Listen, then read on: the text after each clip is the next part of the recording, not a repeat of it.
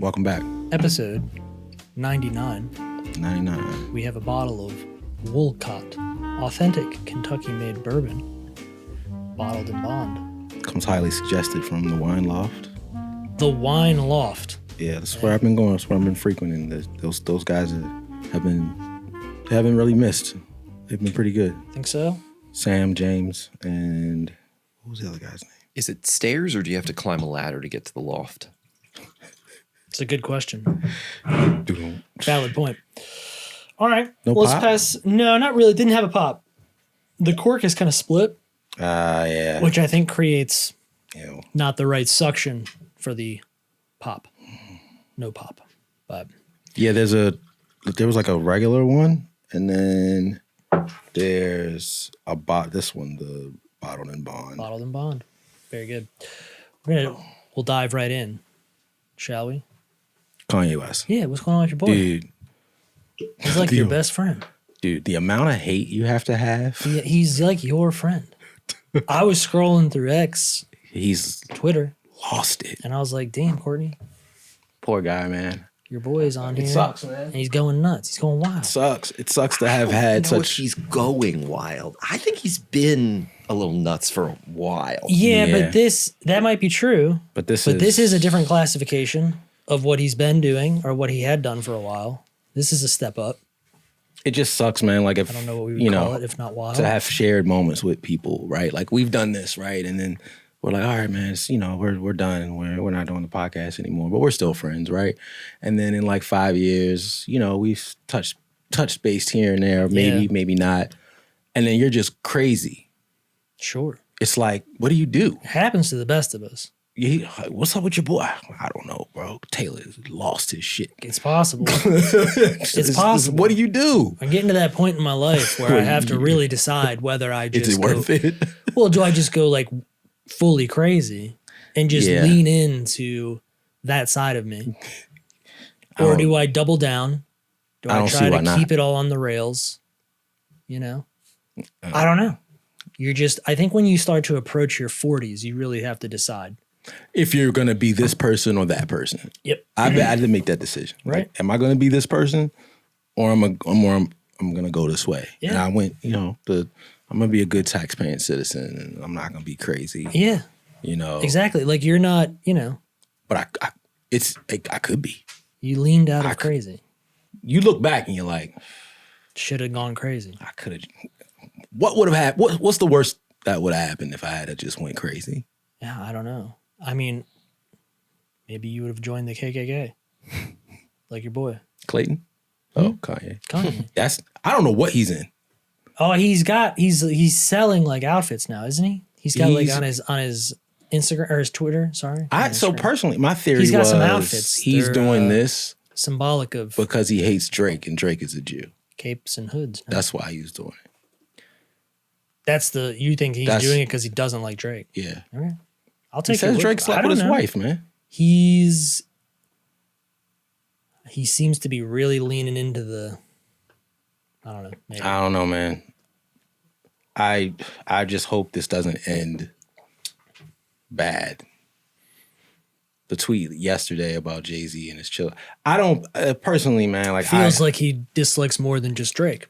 Yeah, I'm big like. I mean, if we're beefing, we're gonna do it. But I'm also like no women and children. Like they didn't do anything to deserve any. So that was kind of a bitch move, personally.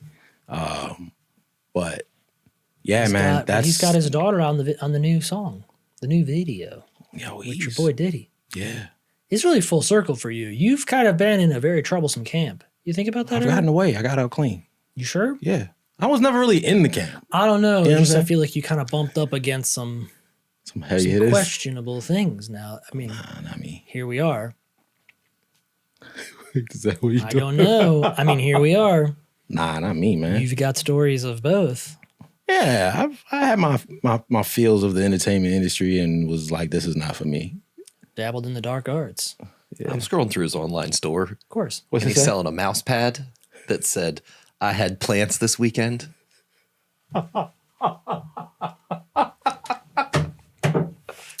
His store is back online, I take it. Golly, it was down for quite yeah, a because while. his album came out yesterday, today. The new one. Yeah. Yeah. Haven't been in a Kanye. Where is it posted?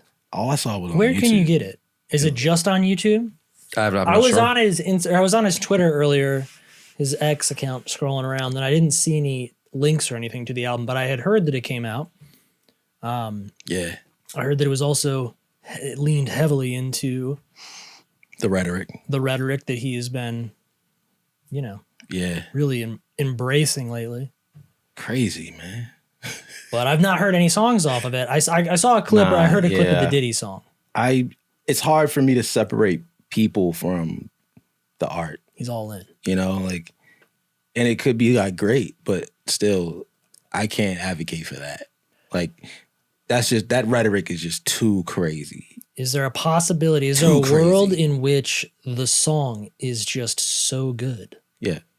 No. That it overcomes. Nah. Like, we joke all the time, but like, black people still don't play R. Kelly no more. Like, if it comes on. But that's also because he's not really been putting out new music. Nah, but he's got But if you put out a heater. You can't even step in the name of love at a wedding anymore. Yeah, that's true. It's cooked. Like, if a DJ fair point is like aloof and just puts on like Step in the Name of Love, like everybody kind of like slowly turns to him like, what are we doing? What are you doing, dude? And he's like, oh, dude, sorry. So. All right. Very good. Sucks, man. Moving on to, I have to bring this up. We spoke about it briefly. What happened? But dude, Paradise, the show you've been hyping. You fucking hate it. Dude, you've been hyping so good. Paradise for so long. You're the only person. I finally watched it. Guys, I got through the whole thing. He was irate. I got about halfway through. This is goofy. This is the worst show ever. I had to finish it just to it was like a hate watch it by the end.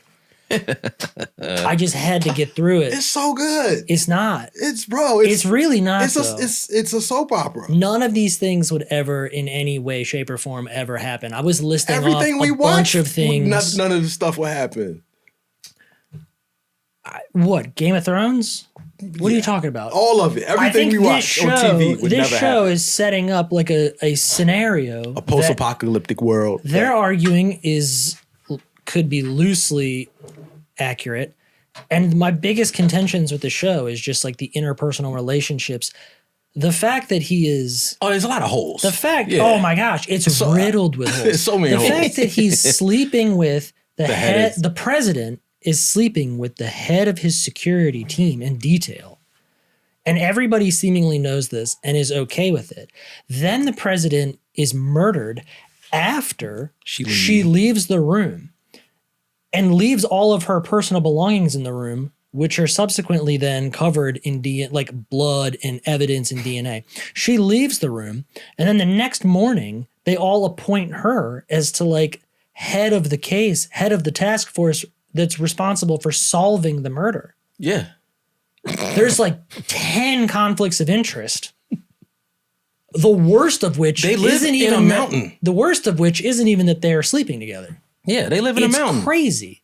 It's insane to me. Approximately how many people live in this mountain? 25,000. Yeah. Okay, there's other people that could do this job, I feel like. Yeah. Oh, well, that's not, yeah. I mean, if we're going to scale back even further. Courtney's thing was, well, they live in a mountain. They live in a mountain. As if he's saying, dude. Wait, who else are you going to get? They live in a mountain. They live in a mountain. All the rules that we think would apply don't really apply. This is mountain law. There's I'm also with you. Okay, all right. the people that are entrusted with securing the president's life are completely incompetent. Yeah. All of them are fully incompetent. One of them has a criminal background of having murdered people. He was appointed by Sinatra. Prison. Yeah. And the chick, we still don't know where she came from. There's so many holes. Oh my gosh. And then even, sorry, so just moving... go back to the Just moving past the point that the other, the second guy in command or whatever was a murderer, convicted murderer that spent his bulk of his life in prison, is now guarding the president, which makes no sense at all. Where is the rest of the government apparatus? I get the idea that it's a bunch of billionaires that built this place and they're running it, but it's the president is the only like last official really government appointee. There's no other like cabinet members. There's no board. Like there's nothing. The vice president's there. He's there, but not. He's aloof. But like loosely, like not really. There's people really, just walk on, step over him. Yeah. He's basically positioned as just an idiot, like a bumbling fool, more or less. He's not cool. But besides that, there's like 4 or 5 like Secret Service agents or people that have like some sort of association to government. I don't know, whatever. It's the rest Security. Of it is just being run by billionaires. And anyway, it's all make believe. Crazy to me, right? Dude. I know it's make believe. It's the most make believe you could get. Every episode, it was just like, there's so many plot holes here. None of these things would ever really happen in any way, shape, or form. You would never put these people in charge of the president. It doesn't make any sense. Yeah, but this is the all relationships make no sense. The world just blew up, and this is who we got. None of it makes sense, dude. The guy that owns the bar was a scientist or something, and now he owns the bar down in the That actually makes more sense to me because you're going to bring in all of these people that potentially have skill sets that could be beneficial for one thing or another, but you also can't bring in like barbacks and like restaurateurs. Like you have to have people of like the people down there were like big wigs. Yeah, you have to have people of like down here useful skill sets, maybe doing things that could be done by average Joe, right? Yeah. Like you're going to have somebody who's like, hey, you might be a scientist and maybe one day you'll be beneficial to us, but right now we need a bartender. Yeah. And so you're just going to do that. I mean, you're getting to live in your paradise, primary skill set is like you have to be like and then like top tier people in the world. I don't know where that maybe sure, but when you get down here, you run the carnival. Yeah, that actually makes sense to me. That's not really the surprising part in any way, shape, or form. Like the show is there's tons of plot holes. It's so riddled, but I thoroughly enjoyed it. Plot holes left and right. I can't believe that it had such a good rating. People I love thought it. Some of the acting was okay at best. I thought the lead probably did the better job of anybody else, but I didn't. I think Sterling's didn't care acting in comparison to everyone else. He's like he shouldn't even be in the show. Like he's carrying a lot of the weight. Yeah, carrying a lot of the weight. Yeah, he gets at least 70% of the camera time. Also, let me throw this one at you. If your job is to be like the right-hand man to the president, if you're like his number one guy, you're with him all the time, and he tells you, he confides in you like, hey, cataclysm is upon us. The world is coming to an end. I can't tell you exactly when, but you need to tell your family not to travel. You need to not let them out. This is Chanel's biggest gripe with it. Not let them out of your sight. And he's telling his wife, like, hey, like, I don't think you should go. And she's like, oh, I have to go. It's my job. I have a duty to whatever. And she leaves. Given that information, no offense. You're on your own. No, everyone in the world you're on your own, bro. Everyone, we're all on the same side there. It makes zero sense. It's his fault. She's gone. There's no way. Like, if T2 called me tomorrow and said, hey, Emily needs to not go to work today because bombs are dropping, right? Yeah. I tell Emily, hey, don't go. You're not going to believe this. Don't go. Just got a call, right, from Eagle One. He told me you shouldn't go to work. Bombs are dropping. She would not be like, oh, I'm going to work. If somebody like even loosely associated to a government entity tells me not to leave town, I'm not leaving town, let alone the guy that eats breakfast with the president. Every day. For me, she's on her own, dude. Sorry. Every day by 9 a.m. You're on your own. What did he, no, not, what did he say? Every day by like 8 a.m. That's his first, Mr. President. That's the first thing he does every day at 8 a.m. when he gets there, 8 a.m. And then the whole narrative of him being upset with the president for like supposedly like killing his wife or whatever. He told you. I felt like that whole, like, you cannot be mad at him. He literally looked you in the face and said, I can't tell you when this is going to happen. It's a natural disaster. Nobody can. Keep your wife close. The best minds on the job can't tell me when it's going to happen. I told you not to go. I told her not to go. I gave you all the information I could humanly give you, possibly give you. And you let her go. You let her go. That's on you, bro. That's not on me. How can he run around the whole show and be like, I'll sleep when you're dead? Who has that attitude? He literally told you not to go. None of it made sense. I couldn't even go with that. Well, he's got to blame somebody. I couldn't even go with that he angle. Can't blame I was himself. so angry every time he was talking about it because I was like, this is so stupid. He 100% told you and her. We're all on the same side. Go. We're all there with you. That yeah, I can keep going. When they all assemble, like when they all like take all the guns out of like the little like, room where there wasn't supposed to be guns, but for whatever reason there's all these guns and seemingly everybody knows about it for whatever reason. But he is like secretly or whatever, seems like he's putting together like this little operation of like, hey, I'm going to take things over. I got my girl here, my other buddy, the one that's been sleeping with the president. We're going to figure this all out, the two of us. And then all of a sudden they have like a whole team like Navy SEALs like just appear out of nowhere that are all strapped up, vests, guns. out of nowhere. Yeah, I'm this like, whole like militant when group. all these guys showed up, I was like, where did these guys come from? The president was murdered. I'm not going to spoil anything, but the president gets, murdered by who he gets murdered by, and these guys are somewhere. Where were these guys? Why is it like Bert and Ernie that are watching the president playing Wii at night? These guys are running around. These mercenaries are on staff somewhere, and this is the first we've seen of them. Made no sense. And to go back to the Wii thing, you're telling me that for weeks they've been turning somebody off has been turning off cameras for weeks to play Wii. Which, first of all, I don't know why you have to turn off cameras. Play Wii not at the middle of the night. Play it when you guys aren't working. Just get a Wii. We're in a mountain. Who's gonna say something that? You're gonna put me in jail? But the fact that there was somebody that was watching cameras for weeks on end and missed it. And there was a reference at one point to like how talented he was as like an IT like surveillance professional type or whatever. He did make this like comment. He worked at the Apple store. He was like, oh, well, there was last night somebody that was like not as skilled was on, so it's not my fault. And then the whole story comes out that for weeks they've been turning the cameras off at night so they can play Wii. Yeah. Loopholes, man. This is written insane to me. For the shallow. Somebody, oh my God, somebody would have said something. Also, dude, it's like I'm the fourth dimension right now. I'm really enjoying how infuriated you are by this. The plot holes, they're appearing before me. Another one is that the billionaire woman, the lady who created all this, Sinatra. Oh God, terrible so name. Stupid.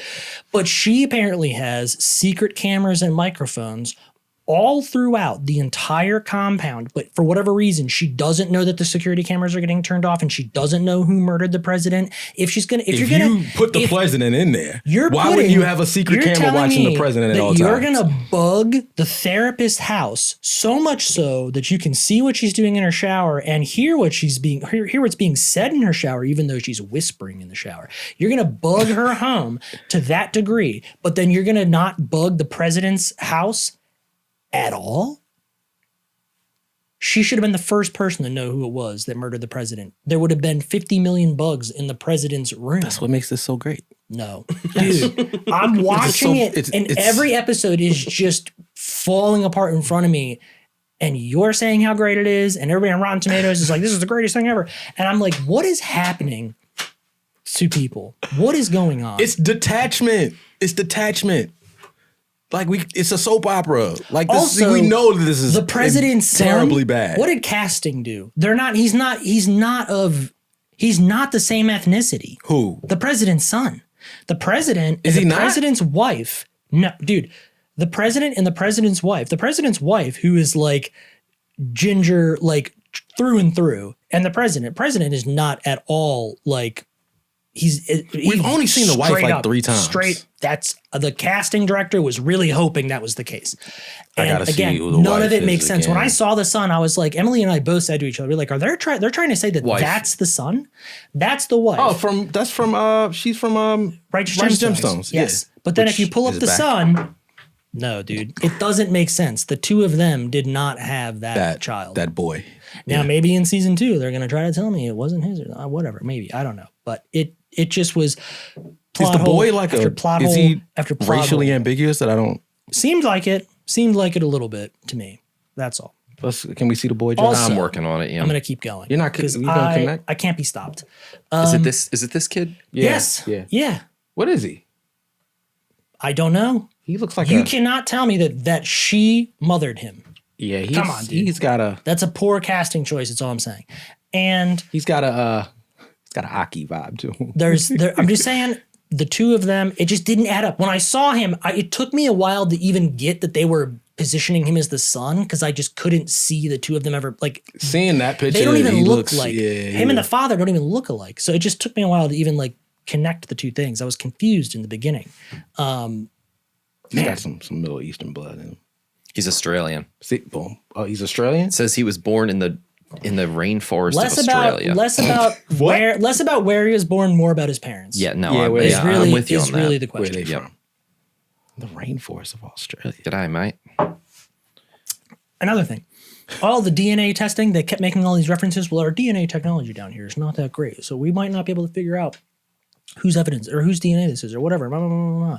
It's taking a really long time. You mean to tell me that you guys built this entire thing under a mountain for whatever reason, and 25,000 people are living here? This has got to be like the largest technological achievement. It must have required the most technology, cutting edge, everything, top down. You wouldn't have brought any type of forensic You would have to. team, person, technology. You would have just said, hey, we're never gonna have a need for any forensic technology, skill, mind, like any of that. You just left all that outside. So now you're just tasking. Well, they're not thinking they're gonna have any crimes, I would think, right? It's Criminals, 25,000 but everybody people. snaps. I know that they don't have guns. I understand that, but you can kill people without guns. Clearly, they killed Right? the president. Yeah. I mean, there's so many ways to do it. So to assume that you just have 25,000 people and never going to need a forensic unit or any sort of like forensic skills makes no sense to me. And I would argue that forensic teams aren't really. I would say that in this day and time that it's not really a crazy thing or an expensive, out of range operation to have, right? No, like I've seen, like, not at all. There's Not a at whole all. Pikesville forensics lab, like right down the block. And we wouldn't. And again, now I'm going to go into the technology of it all, which is like just way off the rails. But wristbands, really? Yeah, It's not Disney World. Like they're going to inject you with something. There has to be the security. Way too lax, dude. Way too lax. But I think everyone on the list has got some type of high government approval until they don't. I don't buy that because it's never stated that they're government approved. There's a therapist who was brought in to assess all of these people. Put all these people together. And coordinate like the most normal like living scenario. You know, she got like pop-up shop Whole Foods and like, you know, things like that. But there was no indicator that the selection process was exclusively one way or another, like that the government was associated with. Like a lot of these people felt very like normal to me, not government operatives, not political types. Like there were a lot of the vetting. They never really explained the vetting process. 100%. But even if totally fine, like you're still going to be like, these are the last 25,000 people potentially on the planet. We're not going to give them Apple Watches and hope they don't take them off. We're going to inject them with some sort of like air tag, right? You're going to get chipped because they're like cutting the bracelets off like it's some big rebellion or whatever. Day one, somebody's taking one of those off. Yeah. Once I get agitated or I get breakout, I'm taking it off. Yeah. 100%. Also, can't carry on. Why put a message in the sky warning people of like, do you want to know the truth? Just put the truth up on the sky. Suspense. Yeah, they're putting a message up. They're trying to warn the entire populace of this island or this mountain colony.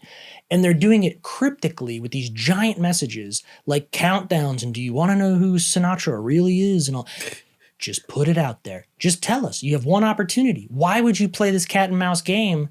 Because as soon as you let them know like, hey, I'm going to reveal what's really going on, like the whole IT team is like scrambling, like, how do we shut down the grids and get everything? Why even give them Twitter? Why give them the opportunity? Just say, this is what's happening. Who does that? Who's like toying with the release of this information? Agent Collins. Yeah, idiot. I loved it. I know. I know you did. And Michael Marsden did I loved cutting it down for you. he's never done a serious role that I know of. It's great to see him out of typecast. Sterling K. Brown. Oh man. I don't care. This is great character work. It was all Awesome character. It was Only thing I could have did without was it was the a kids. huge disaster. The racist grandpa. He was great. He made no sense to me. Sinatra. It was a great cast, man. This was great. No, it It wasn't. was great. You heard it here first. Courtney loves racists. This brings us full circle back to the whole Ye thing. It was her. Yeah, he was crazy. Yo, it was great. I'm glad that you enjoyed it. Like, it's like even in a post-apocalyptic world and we're underground, there's still a racist. Gotta keep the plot moving along. Gotta keep it going. He's the one that dug out the mountain. Yo, oh my God. He was the man responsible for And, the giant cavern. I thought the writing of the villain story was kind of weak. I thought that was kind of bad. I'd argue that it was all pretty bad. Oh, man. I don't even know who the villain is. Not anymore, no. No. Yeah. They really moved the goalpost. Gotta wait for season 2. Yeah, you're going to watch season 2 now. Yeah. I don't know that I mean, You're going to hate you watch kind of it. hate to watch it. You got to but hate. Yeah, You're going to hate watch. you're going to have to. Maybe. We'll see. Yeah. Chelsea Freeman, Righteous Gemstones. Did you watch it? Yeah. I just started it. Oh, I've watched the first episode of season 1. I had not watched any of it. Oh, man. Well, you're in for a Oh, treat. you are Yep. in for Yeah, I You're in understand it's for going a to be real great. treat. Bro, Righteous Gemstones. so is good. amazing. It's so good. Great. Truly excellent. I really like Danny McBride. Oh, yeah, he's excellent. Adam Devine. Really, Yeah. really great. The characters just really just keep getting better. Excellent show. Yeah. Excellent show. What's his Walter Goggins as Baby Billy. His arc. Every character gets their own arc at some point, and then this is season 3, right? No, 4. 4. Oh. Yeah. Series finale. Yeah. Every character gets a nice little arc. You get I don't want to spoil it, but you get a nice arc with what's her name? Julie? Sister? What's the sister's name? Yes. Julie. I know. Yes. And her husband, her gay husband. It's so good, man. It's so great. But what I want to get your how you felt about the first episode of season 4. For this show to be very much dark comedy, I feel like that was really it really veered off and was kind of dark. Yes. I enjoyed it. I think the guys that make that show, I think they really enjoy making like TV shows, like films. I think they really like what they do. So I can totally see how that would be a fun exercise of like, hey, we have this budget to do this stuff. Let's like do this. Yeah. when would we ever like let's do something crazy and totally out of character because we've been doing this for 4 seasons. Let's just have fun with one episode and just let's just do something wild. Like we may never make a period piece like this ever. Yeah. But it'd be fun to do it. Like it might be fun to have an episode of it. Yeah. And gives you the opportunity to bring in like a heavy hitter like Bradley Cooper, which is fun, right? Because it's like a one and done. He won't be back. A little thing. Really carried it too, man. He was really great. So I can really see why they would do it. I can understand why they would do it. Does it, if you're watching the show, like, not like if you're binging it, I guess, but if you're really there for, I guess, the traditional experience of Righteous Gemstones, I can see where you would be maybe a little off put by it because it's definitely a deviation from the norm. Yeah. Chanel couldn't. She was like, I can't do it. It would be good. I think with something like that, it would be good to do the 2-episode release. Yeah, especially if you're going to change the palette, like right out the gate. Give us that and then give me episode 2 at the same put me time, back maybe. into the... I don't think HBO really does that very often. I don't know if they've they- ever released 2 episodes at once, but I think that could be a move. I know Showtime did 2 episodes with the first the new Yellow Jacket season, and I know some other studios do it, but I think that would have been. I like that the episode exists. I enjoyed it for what it was. Yes. If I were to change anything about it, it would have been to release both episode 1 and 2 at the same time. So you can put me back because I didn't know what to expect. Yes. Going back. To have to wait a week after that is a little bit of, I can see where there would be like a potential downturn a little bit. But I don't know that they would, I don't know that those guys care. I think Danny McBride's like following is pretty dead set at this point. I'm sure his numbers are pretty consistent. Like I wonder, regardless of weird episodes. Been following Danny since Eastbound and Down, Vice Principals. So to these past couple of years with Rice's Gemstones, I just kind of wonder, like, he's got a Will Ferrell-esque kind of niche comedy cult following. Yeah. That's just it just always delivers. So I just kind of wonder like what his next thing is going to be. Yeah. He's not going to stop working, man. He's fucking hilarious. Yeah, I think he enjoys what he does. It's the sense that I get, and I think he likes writing those types of shows. I think his strongest skill set is finding talent. I think certain actors and actresses that he's brought into his shows are just so incredible. Everyone is just perfect. He has like very iconic people, like iconic characters. Like he himself obviously has great roles, like he does, but he brings, it's just like with Eastbound and Down, like Stevie is just iconic, right?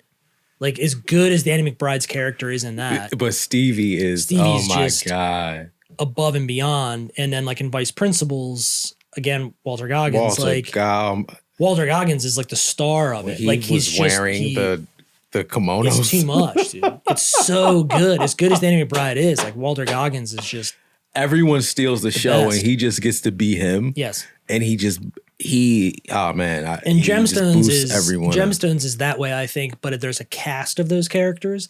Like I find his character in the show to be one of the lesser funny characters. Yeah, he doesn't have to be on screen like, all I think the time. All of the other characters around him are just so funny. Yeah. I would be sad if Danny McBride wasn't in it. But if Danny McBride wasn't in it, if his character was killed and he was writing the show and those people were in it, it would still be a great comedy. It would. Oh man. Now Fuchsius is coming into his own as a character. Oh my God, it's so good, man. I'm happy I got to go on this journey. I got contacted by someone. Was it Ye? No, I wish. Was it Diddy? I would definitely ask him for some money before he like offs himself or something. No, we do tell. Last episode we had an in-depth conversation. We did about a Jurassic Park prequel series, the JP prequel series. So I never kind of give our episodes any afterthought. Like we do it, we leave, and then we drop it, and it's in then it's in the universe, and then it's out there. Well, I was contacted. I don't know if you were either, but I was contacted by someone. They have yet to identify themselves. Yes, to identify themselves. Perfect. However, this is like Q drops. They have a petition and have put together an entire Jurassic Park prequel page based on what we were talking about. Oh, that's great. Right? And I saw, I think you sent something about this. I saw something. This is intense. Right. So she, whoever. I don't know how they found us. I didn't really go into depth. They shouted us out. Prequel pitch, dude. Yeah. And then, we DM'd a little bit. I get it. And I shared my thoughts on this concept, and I'm all in. Unfortunately, I don't think it'll ever be made, but it would be sick. So sick. To our point, they have legs, and they're trying to get this off the ground, literally based on everything we were talking about. To fire up a Kickstarter. Yeah. So I don't know. Whoever you are, if you're watching us again, DM me, send me your stuff, send me your info. Maybe we can get on a Zoom. do like a little special thing. You kind of tell us more about what you're trying to do with the Jurassic Park prequel. Maybe we could be some writers. I'd love a little residual check. This is going off the rails, dude. Yeah, man. Real What are quick. you doing? Yeah, fuck Pitching people for jobs out here? it. Yeah, fuck it. All right. Get me into Hollywood. Do what you gotta do, man. They're gonna hit you up for the I'd like to be a series. writer because I like money. Yeah. No, man. I think that's great, man. Like they're doing their thing. I would, love it any way I can help. You know what I'm saying? I appreciate that. Very generous of you. Generous man. I try. Severance, we're getting ready to come up on the Smoking. That thing is finale. smoking. I hate myself so much. So last night I was sitting in front of the television and I know that the episode came out on Friday and I went, oh, there's Severance. I should watch that Severance. I'll give it a little bit. I'm not going to watch it yet. Completely forgetting that yesterday was Tuesday and that I should have prepped. I have not seen the most recent episode, but that's where you are? You're up? I'm up to date you're aside from the most recent episode. You're fine. Yep. However, I'm not going to spoil it for you, but I think we're finally getting there. And then Well, it is the finale. So the yes, screeners, by definition. the screener people have spoiler-free kind of given their takes on it. And they're like, it's probably, what did I say last week? It's the greatest television I've seen this year. They're saying literally it's the greatest television they've watched in their lives. Like it's a masterpiece. So I don't know. Excited. High expectations. That's what they're saying. So if for someone to make that claim, like, come on, man, there's the Red Wedding. What else is there out? You know what I'm saying? There's, all kinds of great TV moments out there. So to say that this is the best that you've ever seen in your life. Okay. It's a bold claim. That's a bold claim. It's a bold claim. So I'm excited for it. I kind of like where we're going.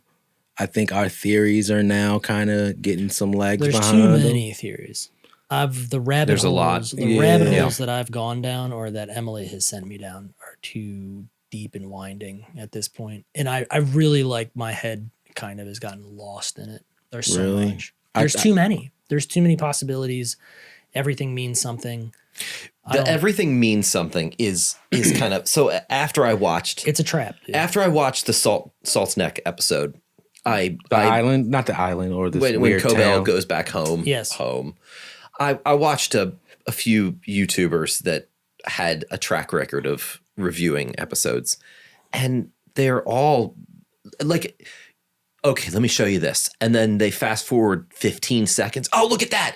Look at that over there. Do you see that? Another 15 seconds. I'm like, okay, all right. But what does that mean? I get it. I get that you're seeing this and you're seeing that, and that's great. But is all of this does related, everything right? mean something, or is it just an Easter egg? Right. Yeah. It's that MCU. Or is it just that you're next to an ocean and there's waves, so of course there's water? Like, yeah. We talked about the water thing. I think that is kind of I think that's more of a theme than a actual meaning of something. The lore is too deep. That's how. Yeah, man. At this point, I can't keep up with there's too much lore to and not enough answers. I would like some answers to define what we're doing here. Mm-hmm. Right? Like, what are we doing here? That's what I would like. We'll find out.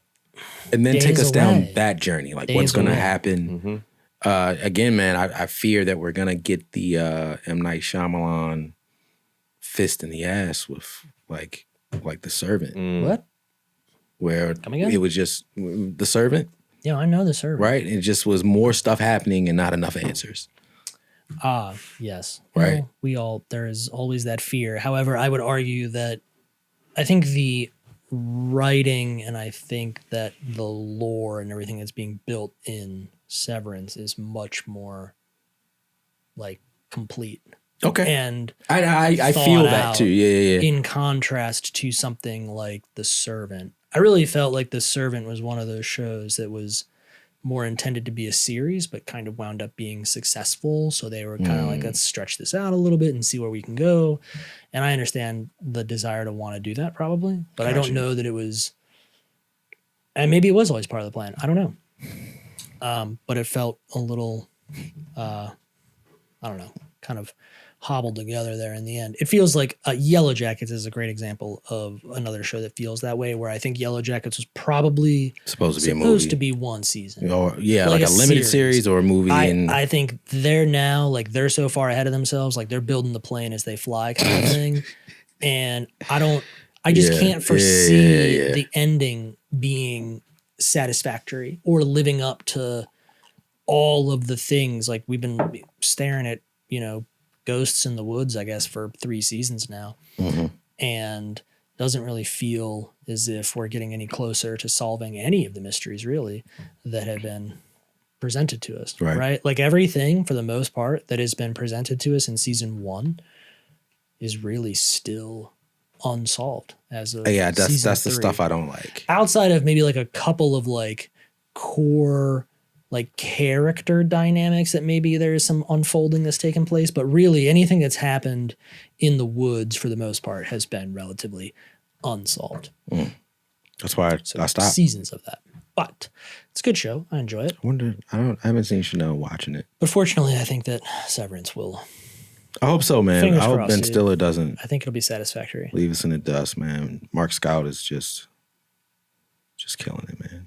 It is. I will say that the show has slipped away. It used to be kind of fun, Mm-hmm. Yeah. To be kind of a now good it's time. very Now serious. it's very shenanigans. It's very stressful. Yeah. It's very stressful, very serious, very like I'm invested in that character. Yes. I don't want any, And it also feels like the wheels have really come off of it. Like, I don't know how anybody goes back to doing what they were doing at this stage in the game. Yeah, like how do we finish Cold Harbor now? Like, it feels like the end of the season is going to just leave everything in such a kind of fever pitch of a frenzy. Like, there's really going to be no return to normal, which I guess is fine. But it just seems like... What was that? Season 3 ended with Mark discovering she was alive in the overtime contingency. Right. And then we get the episode with Gemma, and we haven't visited that. We haven't been back there in 2 episodes. So like, there's just so much. We got introduced to another character. Mm-hmm. 3 new characters: Gemma, the nurse, and this doctor. Haven't seen them in 3 episodes. Then we get introduced to all Corbell's people and Salt Neck or whatever. Like, there's so many dynamics that have been opened, and I really just don't. I really wish that those holes don't just kind of bleed out in this series finale. But I don't know, man. We'll see. Man. I do wish that we would, and it was said in when the break room became the friendly room or whatever I think they kept calling it the break room, but it was more friendly. Mm-hmm. When they watched that movie about how many locations there are that have severed employees, I'd really like to see the scale of the operation. Yes. Right. Like, before it ends. Yeah. How large is this? How many people are involved? It's really, man, it's so great, man. It really can just keep going, but I don't know, man. I need some answers soon. I need to know what the hell is going on. Tremendous show. I really need to know what the hell is going on. Yeah. I'm losing my shit every episode. White Lotus? Yeah. Caught up on that a little bit? Yeah. You enjoying it? Yeah. Porn Chai got some ass. Who? Porn Chai. Okay. Yeah. You're right.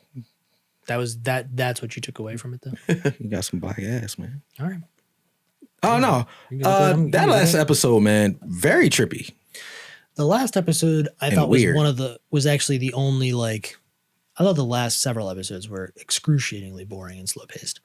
The most recent episode felt a little bit more of a return to form, I thought, for White Lotus. Like, it felt like the stakes were actually relevant. Like with things were starting to kind of spill out. What's his name? The security guard. What's his name?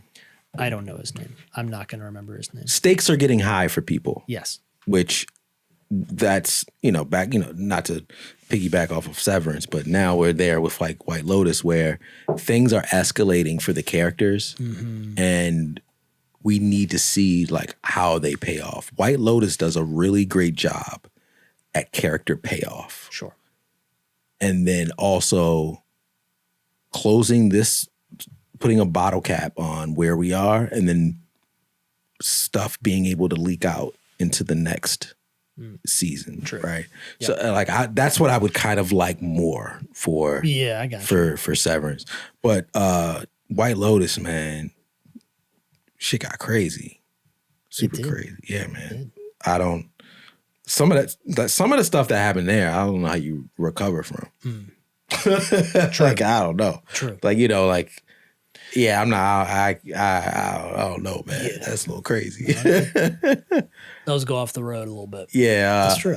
Poor Walter Goggins went there to meet a friend. And he's talking. He met a friend. He was talking about getting railed by ladyboys. Like, what is happening? Those spill out quick. Yeah, Josh, are you watching White Lotus? Do you partake? I'm not. You should. No, I'm not. It's our type of humor, man. He's got a lot of shows. Yeah, he's trying to keep up with. Yeah, I'll put it on the list. I can start watching it. I'll say this, man. Chanel and I had this conversation. She listens to a podcast. It's a black podcast. I can't remember exactly which one it is, but. Don't ask us. We're not allowed. Yeah. You're definitely got us. Hello there.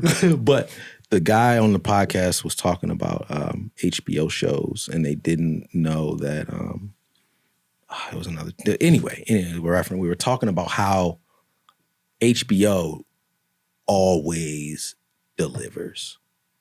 Like they don't really miss. Like every year they at least have 2 hit shows.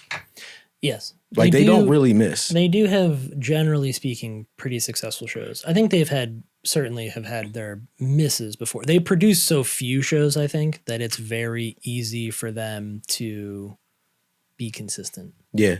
It's not like a Netflix where they're putting out 2 shows. So much content. Yeah. So I do think that... And Nick Lachey's in all of them. This is true. But I do think that historically, yes, HBO has that's been a little bit of the brand. Like they have some people behind the wheel that are paying attention for the most part. Yeah, their app branding sucks, man, but the content, they really kind of nail it home. Are you watching anything else on HBO or Max or whatever? No, I mean HBO's got really the 2 shows right now, White Lotus and Gemstones. Did you watch Bookie? Watch any Bookie? No, I did not. I did the Paradise thing per your recommendation. Never gonna get that time back. Never gonna get that time back. Never gonna get that back. 90 Day. I've been keeping up with that pretty traditionally. Cool. I don't think I've seen anything else like. I don't know. No. I'm watching Daredevil. It's really good. Yeah, I heard good things about that. It's very off course for MCU. Like it's very brutal and dark and violent and bloody. How could they? How could Disney? Much more than it was on Netflix, which is surprising. Like people getting shot in the face. Well, they have to eventually stop making things. They have to stop making everything for children. Yeah. Like they do have to at some point. I think a lot of the fan base is adults, and I think they have to service the MCU is almost 20 years old. Like the people who have been following this aren't children anymore. Sure. But like even if you were like 7, you're an adult where now. They were really leaning into it. It was becoming very goofy and very Disney. That post Endgame trajectory was just tough. Like super kiddie. Did you see the people on the plane that was on fire, Josh? What? Plane lit on fire. Yeah, the plane on fire at Denver. Everybody went out on the wing. Mm-hmm. How did I miss this? Is that normal operating procedure to go out on the wing? It depends on where the exits, like which exits are normally available. Little slides? Well, there are, yeah, and the slide deployed in the aft of the aircraft. If the plane is on fire and I'm out on the wing, it's kind of it's a drop. It's not that much of a drop. Doesn't the slide come down? Well, they weren't hopping off. It was high. You get a slide, right? Why not wasn't off the wing. there a slide? There's not a wing or there's not a slide off the wing. No. So if you exit out on top of the wings, was it on water? They were at the gate. Yeah, they were on the ground. The aircraft had landed. But what's the distance from the wing to the ground? I did see this. It's not 10. It's not 5 feet. It's like 10, 15 feet. It's got to be. That's pretty high. 20 feet.